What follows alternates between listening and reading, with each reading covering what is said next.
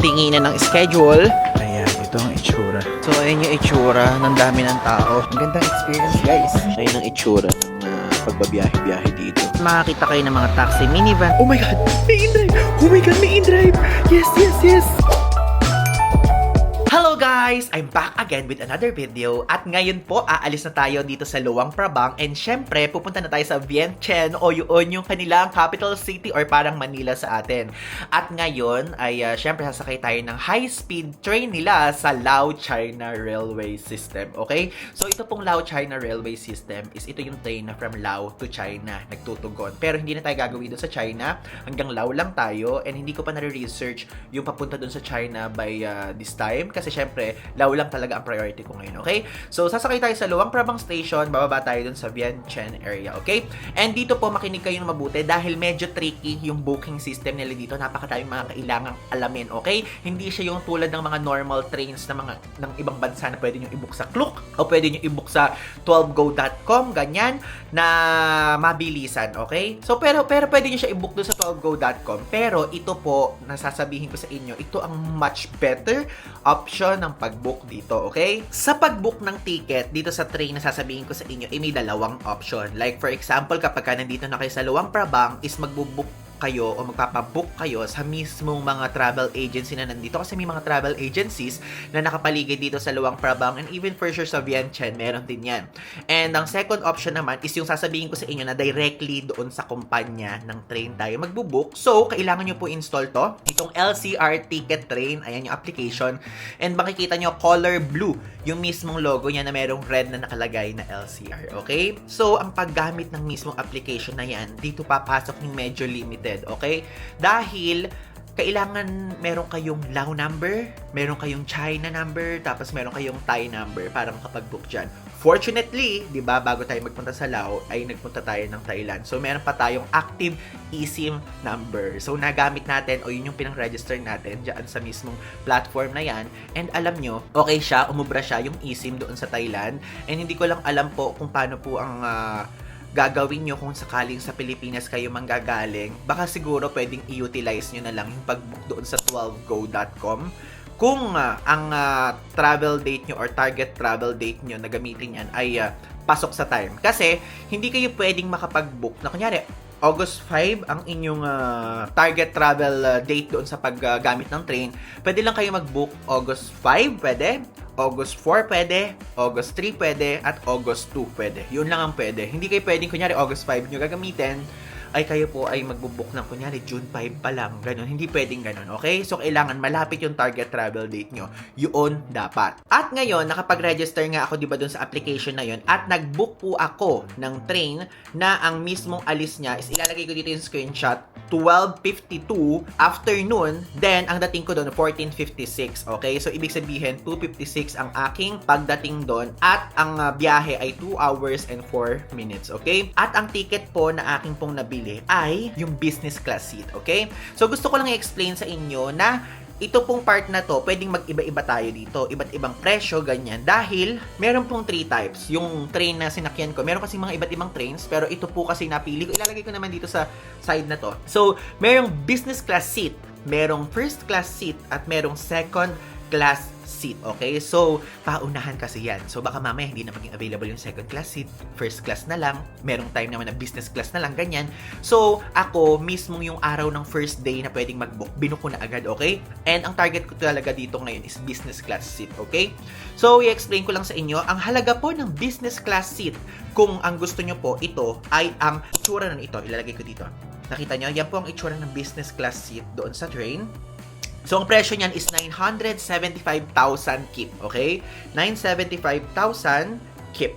Tapos, yung first class seat naman, 522,000 kip ang presyo. Ilalagay ko yung conversion dito sa screen. Tapos, yung second class seat naman is 330,000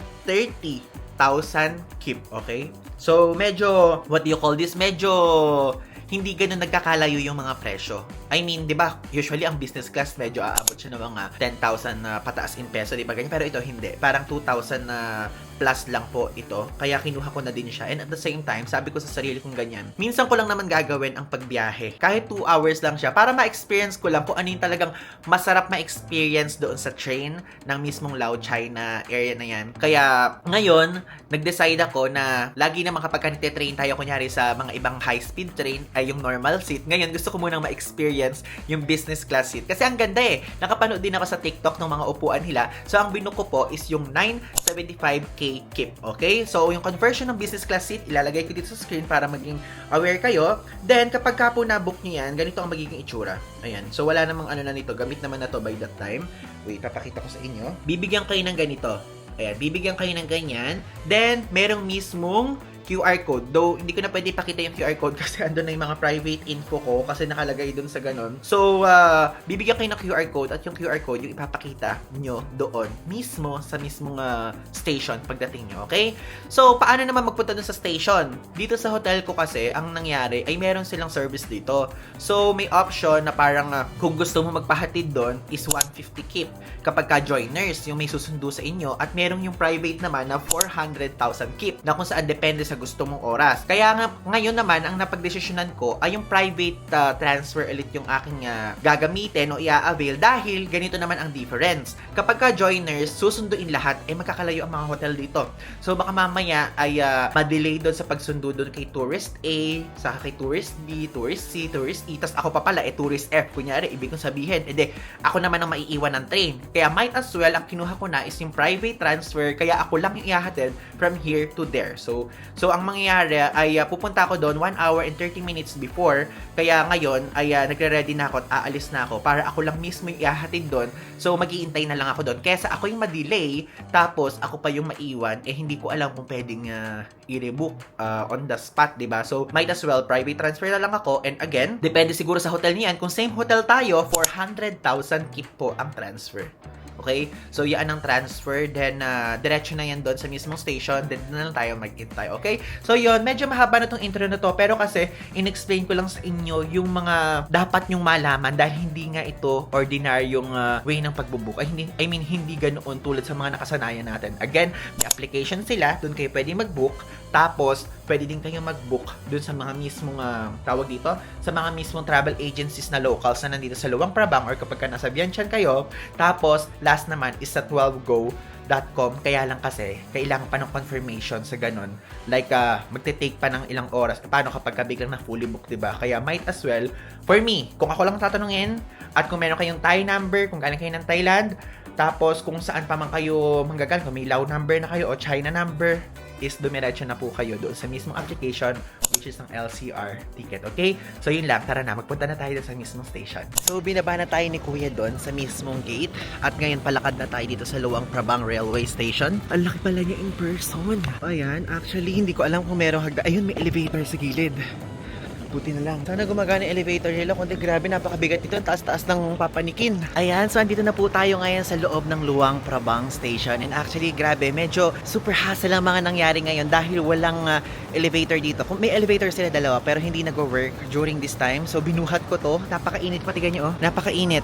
Like literally, super init talaga. And ang maganda dito is super spacious niya. Walang ganong katao-tao. Tapos, ayun na, merong mga kainan dyan. As you can see, may mga shops. Tapos ito po yung itsura ng mismong tinginan ng schedule. Then mamaya pa tayo. Tapos, since business class tayo, pag business class, meron palang VIP area. O, diba? So, pumunta tayo doon. Grabe. Bakit naman ganyan, Lau? Dapat inayos yung elevator. Kamahal-mahal ng bayan dito.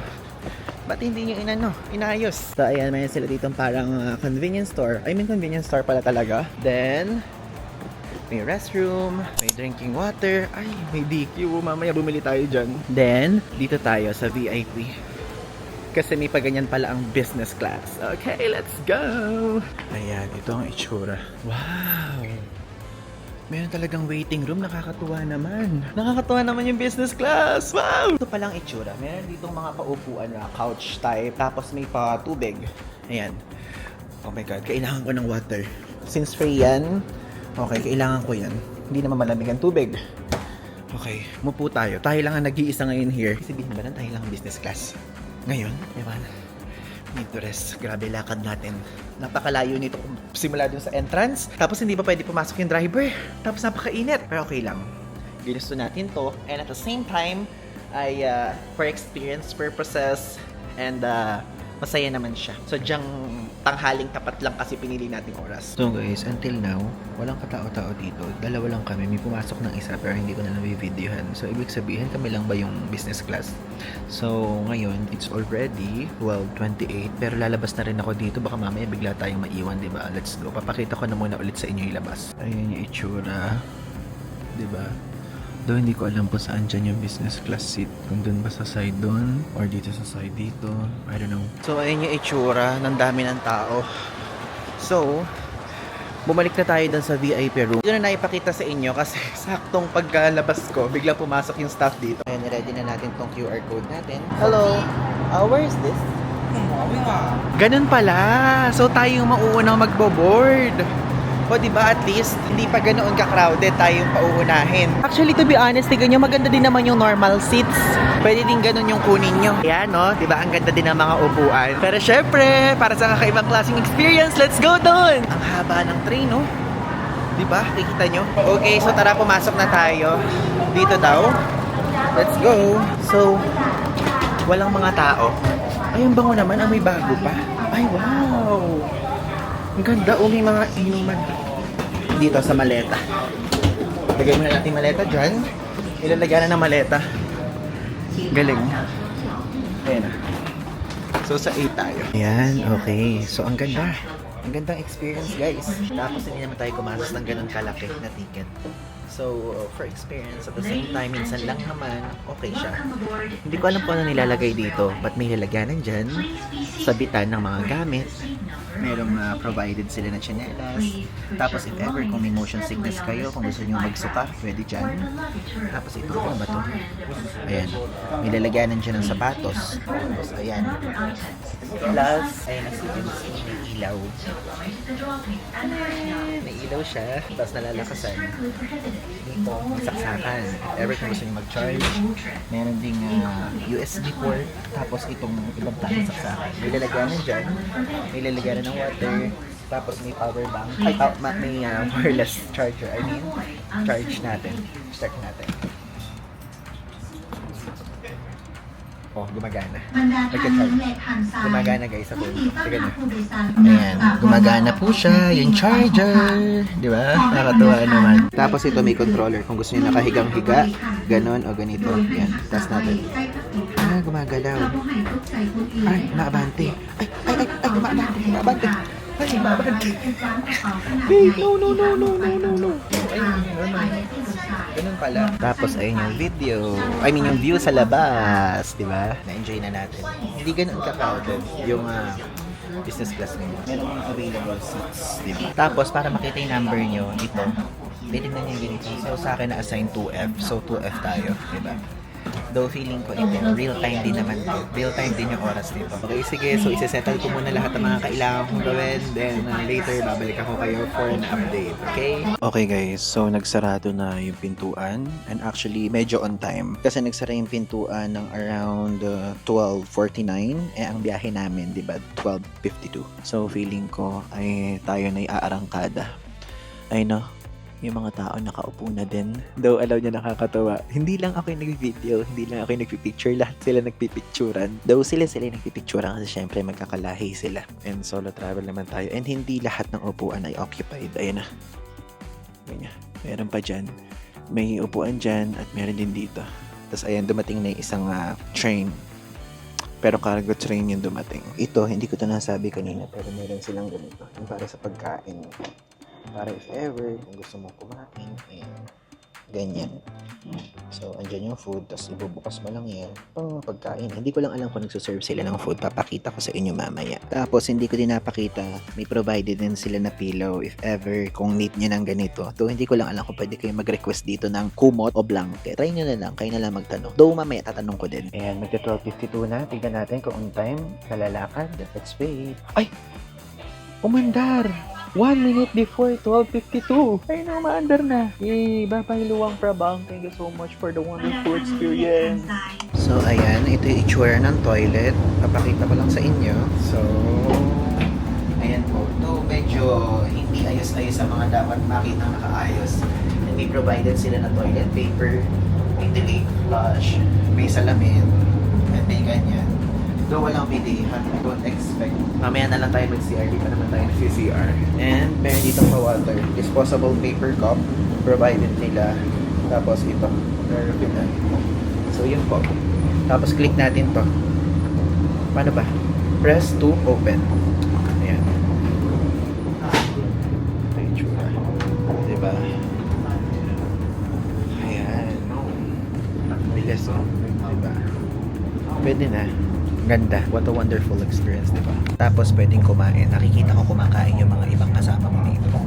So, piling ko mamaya kakain tayo. Meron pa naman tayo ditong chichirya.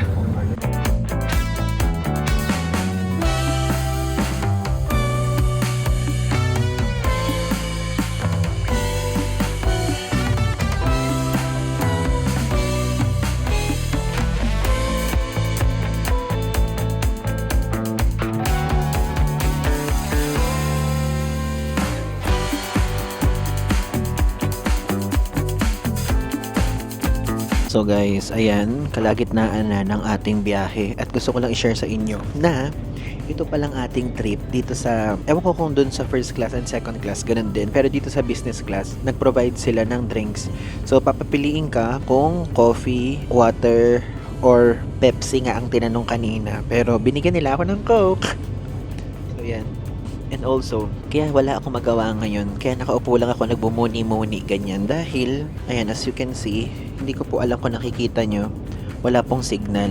Wala pong signal dito sa biyahe. Dahil, kung titignan nyo din naman sa mapa ng Lao, talagang malayo ang biyahe. From dun sa Luang Prabang, going dun sa Vientiane. Saka aside from that is, wait, parang umaalog. Saka aside from that, sabi ko nga sa inyo, ang una pa lang na paglapag natin dito, itong lugar na to, hindi ganoon ka, what you call this, highly urbanized. Hindi ganoon ka, kadaming infrastructure, ganyan, mga tower ng, yung ano yung cell tower, ganun. So, walang signal. Walang signal doon sa papunta. So ngayon, wala akong magawa. And doon sa Luang Prabang, mayroon doon. Sa Vientiane, for sure, mas malakas doon at capital yun. Pero dito wala. Ayun ang itsura ng pagbabiyahe-biyahe dito. 2 hours yung biyahe. And ang review ko dito sa train nila is hindi po ganoon ka smooth yung paglalayag. Wow, paglalayag. Naging tubig. Ibig kong sabihin is ano siya, medyo mararamdaman mo yung parang merong gumaganong ganon. Yung parang umaalog ng onte. Kasi kapag ka sa Japan, di ba? Saka sa Taiwan, smooth na smooth. Dito, merong paggalaw ng onte. Ganon. Ayan, meron ditong ano, may station dito. So yun, gusto ko lang i-share sa inyo. Though okay naman. Saka, kaya ko lang din gustong i-share sa inyo. Kaya nakakapagsalita ako na medyo malakas-lakas ngayon. Dahil walang tao yung mga ibang upuan. Yung sa harapan ko, walang tao ngayon, lumipat siya. Tapos dito sa mga likod ko, ayan, nakikita nyo, walang mga tao, wala akong katabi, kaya nakapagsalita ako ng maayos, di ba? So, ayun, kanina hindi ko na video, pero naglalakad-lakad yung parang stewardess or ano pa man tawag sa ganun. And ayan, meron tayo ngayong snacks. So, para siyang pansit canton. Kasi merong menu. So, ilalagay ko dito sa screen yung menu. Dito kapag if ever pupunta kayo at itatry nyo to. Hindi ko lang alam kung pwede yun sa first class and second class. Pero ito po ang presyo. Pause nyo na lang and i-convert nyo na lang. So, ang pinili ko, itong noodles nila na 65,000 kip ang halaga. So, ilalagay ko na lang sa baba yung presyo, okay? So, itong drinks, libre. Though, hindi ko nga alam kung maiinom ko to. Titignan ko kung pwedeng papalitan ng tea man lang at least. Okay, sige, mapakita ko sa inyo kung paano ang pagkain ito. Joke, syempre. Ayan. Ay, iba-iba pala tong estasyon. Pwede tayo Vientiane. Tikman natin kung masarap. Ala, daming sili. Mukhang maanghang to. And oo nga pala, napapalitan ko ng water.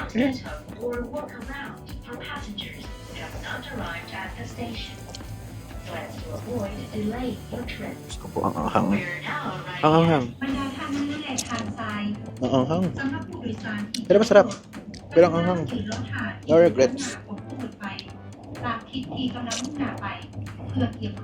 So from there sa Luang Prabang, madadaanan pala yung Van Vieng. Van Vieng? Or ano, ilalagay ko dito sa screen.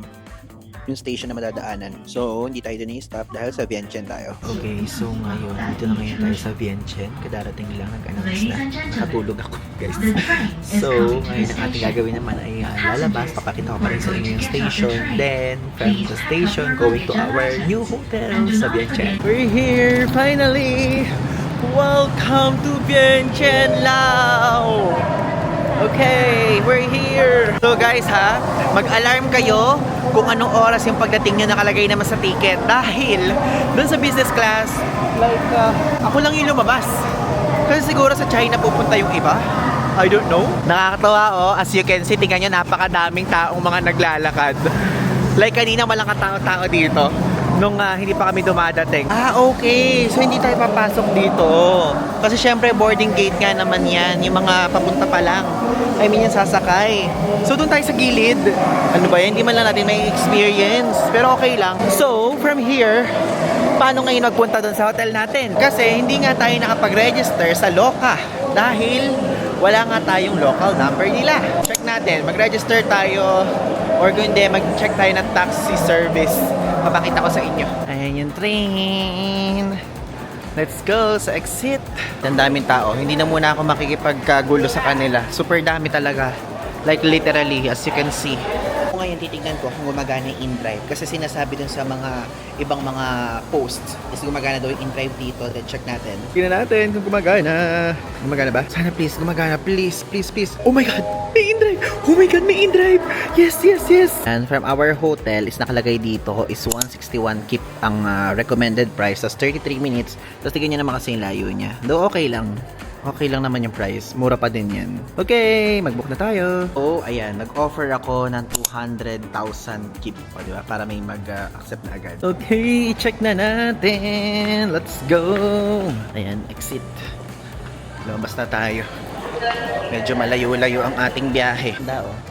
Tapos may restrooms. Tapos ayan, pay up. Ano itong pay up on arrival? Something. Hello! Ayan, exit. Hanapin na natin ngayon yung ating driver. Hello! Okay, so paano tayo maghahanap ng driver natin? Napakadaming tao. Wait, super dami talaga nila. Maghintay tayo dito. Ito po ang itsura ng Vientiane Railway Station. Ayan, so dyan makakita kayo ng mga taxi minivan tulad ng unang nasakyan natin sa Lao. Pero syempre, ngayon parang magagrab tayo or Loka para diba mabilis. Ayan, dumating na ang ating driver. Ayan, let's go! Kapchay! Finally, nakasakay na tayo. Let's go! Okay, so yan, habang nasa biyahe tayo, nakikita ko yung mga kapaligiran. Ayan, ito na tayo sa city center talaga. At punong-puno talaga ng mga building na. Meron na ako mga nakikita dito na mga infrastructure or building na lagpas third floor. Kasi diba nga sinasabi ko sa inyo, walang hanggang second floor lang, tapos medyo kung hindi kahoy-kahoy, mga ganung level yung mga architecture dito, mas modern na, okay? So sa Luang Prabang, ang laki ng kaibahan niya kumpara dito sa Vientiane. Ayun na, tingnan nyo. Andito ngayon yung famous na isa sa mga pinupuntahan dito sa Vientiane. So hello guys! Ngayon sa part naman na to, sasabihin ko sa inyo yung review ko about sa Lao China Railway na kung saan yun yung ginawa natin, diba? Dito sa mismong vlog na to. At ngayon, gusto kong sabihin sa inyo na yung sinakyan ko po, isa po yun sa pinaka most convenient at the same time is pinaka fastest na pwede nyong sakyan from Luang Prabang going to Vientiane or vice versa. Tapos guys, kasi bago ako magpunta dito, talagang nag-research talaga ako na mabuti kung paano magpunta, ganyan, kung paano mag-book, kung ano mga dapat malaman, ganyan. So ngayon sasabihin ko sa inyo sa part na to, at unang-una, dapat kapag pupunta po kayo doon is number 1 is wala po kayong dalang vape. Okay? Bakit inuuna ko tong vape na to?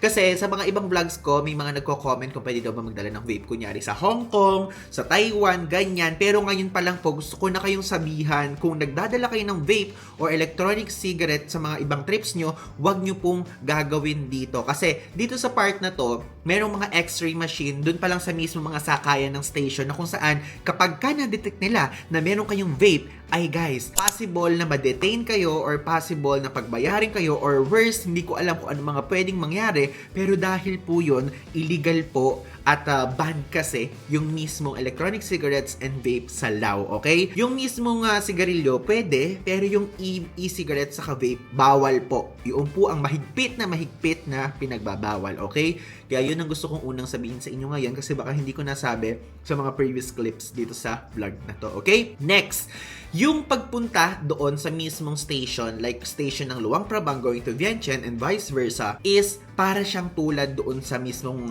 airport na ginagawa natin na pagka security check kapag ka meron kayong mga liquids na kunyari, ang pabango ko kasi 100 ml. So, pwede siya. Pero kapag ka kunyari kayo may mga liquids kayo na mas mataas sa 100 ml, may possibility na yun po ay makuha. Okay? Or iwan nyo dun.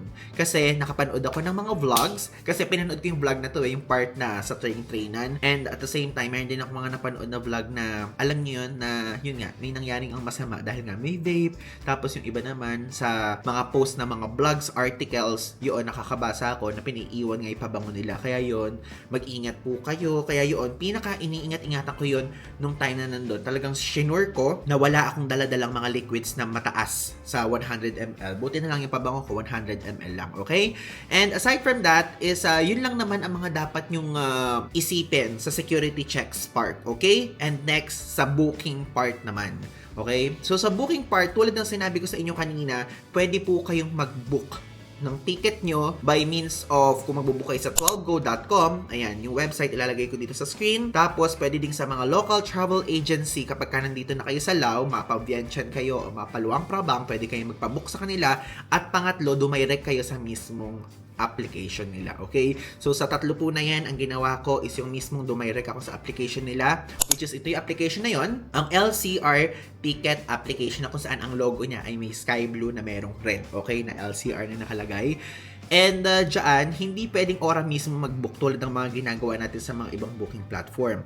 Dyan po, number 1 is kailangan meron kayong either Lao, Thai, or China na SIM card. Fortunately, during that time, kasi di ba galing tayong Thailand, is meron tayong Thailand na SIM card, kaya yun ang nagamit natin, kaya nakapag-sign up tayo dyan at nakabili tayo ng ticket. So, sa case nyo po, hindi ko alam kung saan kayo magmumula, ganyan, kung meron kayong mga SIM card na yan, pero yun po ang dapat talaga, okay? Then, next, aside from sa number, is dapat ibubook nyo yung ticket for the, kunyari, August 5 ang inyong trip, August 5, may possibility na maubusan kayo ng upuan pero pwede pa rin kayo mag-book. August 4 pwede, August 3 pwede, August 2 pwede. Gets niyo po? Kung August 5 ang inyong target na sumakay sa mismong train, is August 2 pa lang mag-book na kayo. I-check nyo na agad para madami pang availability na seats, okay? Kasi mismo doon magre-reserve kayo ng upuan, ganyan, and etc. So, sa akin, sa case ko, is binuko agad yung business class. Kasi limited lang yun masyado eh. Saka una pa lang, yun na talaga ang plano ko para ma-experience ko. At the same time, is gusto ko ding makita. Alam mo yung nakaupo ka, na nakarelax kang ganyan, tapos nakikita mo yung view ng mga nature, ganyan. Parang ang sarap sa feeling. And at the same time, hindi naman siya ganoon kamahal tulad ng mga ibang business class seats sa aeroplano, ganyan. So, yun, parang 2.5 or I don't know. Basta ilalagay ko po yung presyo dito ng business class. Yan, andito sa screen, yung conversion, yung KIP, tapos yung conversion niya into Philippine Peso. And aside from that, gusto ko din sabihin sa inyo na hindi lang business class ang available na upuan, kundi meron pang first class. Ayan, ito yung price.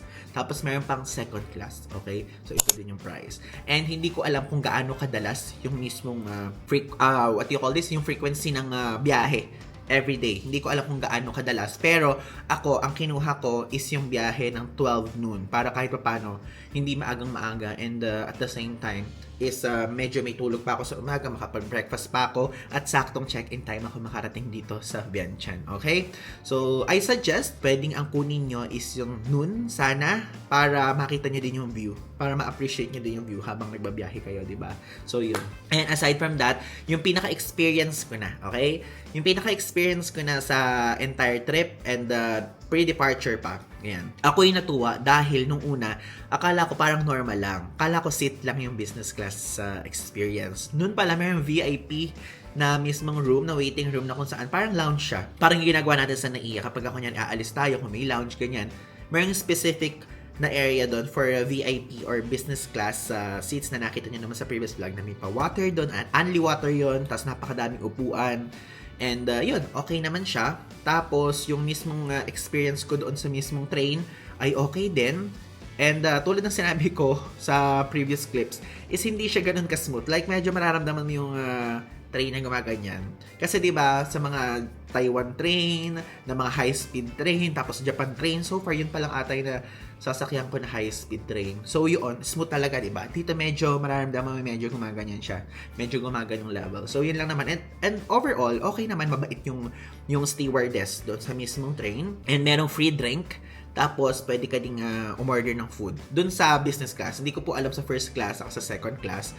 Pero, feeling ko, pwede din namang magpa-order sa inyo. Ewan ko, hindi ko alam kasi ganun naman yung ginagawa sa atin, di ba? Sa mga LCC airlines na nasasakyan natin. So, yun. So far, overall experience ko, okay naman po. And pagdating ko dun sa Vientiane is okay siya. And at the same time, sa Vientiane is meron dong in-drive. Okay? Aside from Loka is yun yung application nila na local dito na pwede ka mag-book. And kailangan ng Lao SIM card doon. Kaya hindi ako nakapag-book doon. So, ang ginagamit ko sa Vientiane is in-drive. Okay? So, in-drive, okay siya. From there, sa mismong train station, is nag-book ako ng in-drive going na sa ating hotel. Okay? So, okay po. So far, okay siya. And, if meron kayong naguguluhan kayo sa inyong isip about dito sa trip ko na to, sa mismong train experience ko, mag-comment lang kayo sa baba, sasagutin ko kayo. And kung nahihiya kayo mag-comment sa baba, i-DM nyo lang ako sa Instagram, sumasagot po ako sa Instagram, and I'll make sure I'll help you, okay? So yun lang, maraming salamat, and so far, i-rating experience ko ng 10 out of 10, okay? Kahit medyo mainit doon sa Luang Prabang train station bago ka makapunta doon. Kasi sira yung elevator or something. Okay? Yun lang naman. Basta okay siya. 10 out of 10 sa akin. And super smooth ng process. And make sure lang kung kayo ay babiyahe, wala kayong dalang vape.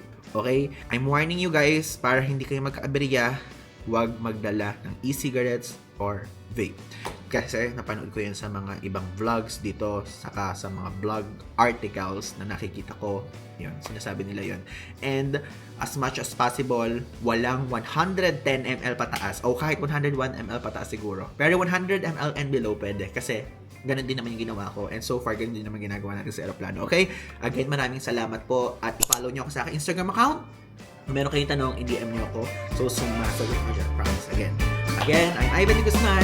And yun lang. Thanks!